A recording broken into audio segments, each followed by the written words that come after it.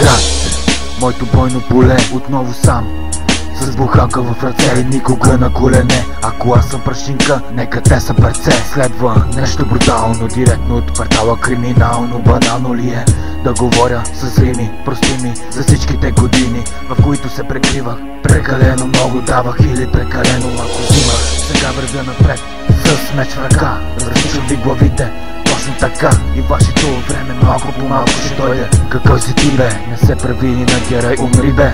Малко по малко настигам всички пред мен и ни изглежда все по-жалко да стоя срещу мен. Щом са като мишки и се насират, постоянно ме провокират. И после аз съм бил гадния в страшния филм. Чиста бил си, няма да съм бил, навътре ти го навирам. Ама сухо, навътре ти го навирам, главата ти е куко. И кой сега е куко? Кажи ми, букуко. Кой сега бяга? Кой ляга? Кой кляка? Кой бяга? Пътлага в мен. Римите ми всеки ден изстрелвам като куршуми. Това не са просто думи, това са моите рими, извадени директно от главата, душата. Или как разбираш нещата? Паля цигара, отново ще се повтарям. Колкото си искам, няма да дисвам, няма да се натискам като тебе, букуко. Както казах вече, главата ти е куко. Моята не е пълна с акъл. Не.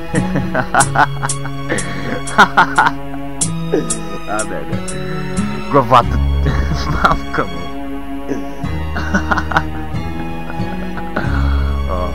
Ще поводея копа.